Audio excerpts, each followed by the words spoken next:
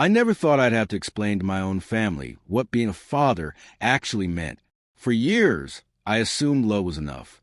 Turns out, love only counts when everyone agrees where it comes from. My name is James. I'm 46, and for most of my adult life, I believed I had a family that made sense. I met Elizabeth when her kids were still small, still learning how to tie their shoes and pronounce long words. Their biological father was gone before I entered the picture. Not dead, just absent in the way that matters most. When Elizabeth and I married, I didn't try to replace anyone. I just showed up, every day. School runs, parent-teacher meetings, scraped knees, late-night fevers. I paid for braces, birthdays, and broken laptops. I didn't keep score. I thought that was what dads did. At first, the kids called me James. Then one day, without anyone prompting them, it turned into Dad.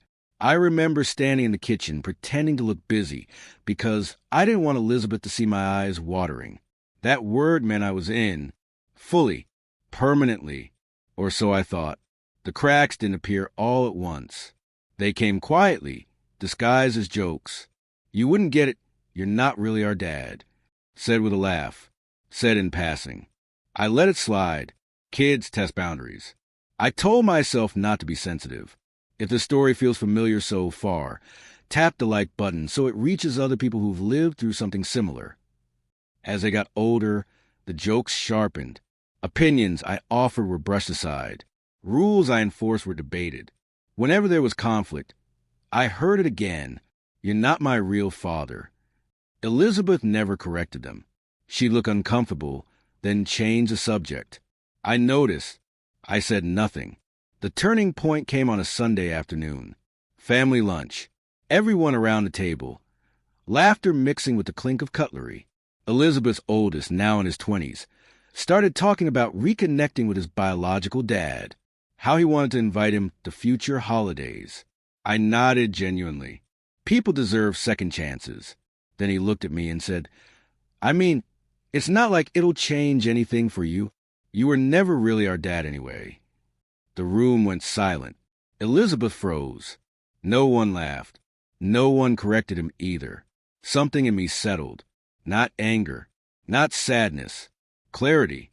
I finished my meal. Helped clear the dishes. Later that night, I asked Elizabeth if she agreed with what was said. She sighed. The kind of sigh people use when they don't want to deal with consequences. They didn't mean it like that, she said. You know how they are. I didn't know how they were. I also knew how I felt. Invisible, optional, conditional. From that moment on, I stopped performing fatherhood for people who only wanted it when it benefited them. I didn't announce it. I didn't argue. I simply adjusted my effort to match my title. If I wasn't their real dad, then I would stop acting like one. I stopped paying for extras. No more covering car insurance. No more spontaneous help with rent. No more last-minute rescues. When they needed advice, I listened, but I didn't solve. When they needed money, I told them to ask their real dad. Calmly, without sarcasm. Elizabeth noticed first. She accused me of being distant. I told her I was finally being honest. If you've ever been told your role only matters when it's convenient, write scene in the comments. I want to know how many people understand this feeling. The kids noticed next. Confusion turned into frustration, then entitlement. They asked why things had changed. I repeated their own words back to them, not cruelly, factually. That's when the regret started to surface, though not the way you'd expect. It wasn't guilt. It was fear, because for the first time, they realized how much I'd been holding together quietly, and that realization would soon cost them far more than they ever imagined. What none of them understood yet was that silence, once accepted, becomes permanent, and the space I stepped back into would never fully reopen again. The first real consequence came quietly, the way truth usually does when people have ignored it for too long. Elizabeth's youngest called me one evening, voice tight, asking if I could co-sign a loan. I listened all the way through, didn't interrupt, didn't lecture. When he finished, I said, "That sounds like something a real dad would help with." Then I waited. The silence on the other end lasted longer than the conversation. He hung up without arguing. Word spread fast. not in anger, but in panic. Suddenly, I wasn't being invited because I was family. I was being contacted because I had been useful, and now that usefulness had limits. Elizabeth tried to frame it as punishment. She said I was being petty, that I was hurting the kids to make a point. I told her I wasn't hurting anyone. I was respecting the boundaries they had drawn for me. If a title can be revoked, so can the responsibilities attached to it. If this moment made you pause, share this story with someone who believes love should come with accountability, not entitlement. The biological father entered the picture soon after. Big promises, loud presence, shallow follow-through. He showed up once, missed the next 3 plans, then blamed work. The kids defended him at first. Then excuses turned into disappointment. I watched from a distance. I hadn't planned, but no longer fought. The regret didn't arrive with apologies. It arrived with problems. Missed payments. Broken plans. Emotional gaps that couldn't be filled with DNA alone. One by one, they reached out again. This time, differently. Softer. Less certain. Elizabeth asked me one night if I missed them. I told her the truth. I missed who I thought we were. I didn't miss being reminded that my place was temporary. That answer changed something in her. Not enough to fix it. Enough to make her finally listen. The oldest came over a week later. Sat across from me, hands clasped, eyes down. He said he hadn't realized how much I'd done until it stopped.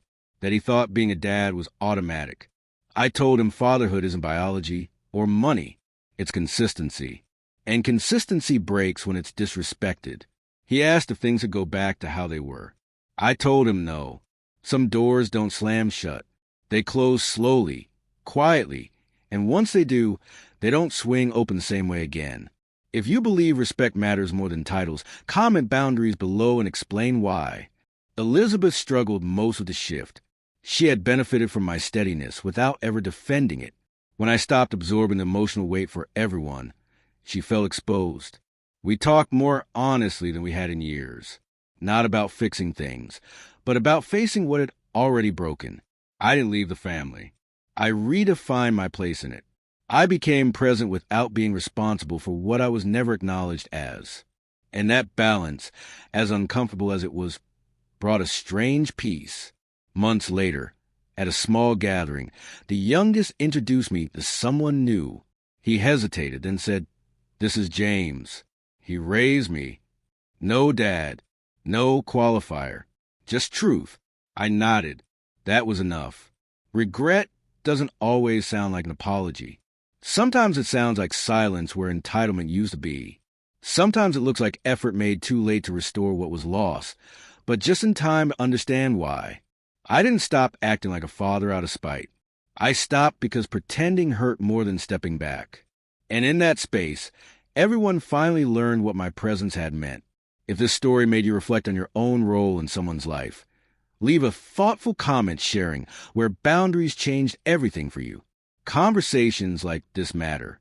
And if you know someone navigating respect, family, or silent sacrifice, like this video, comment with your perspective, and subscribe for more stories that explore the moments where clarity changes everything.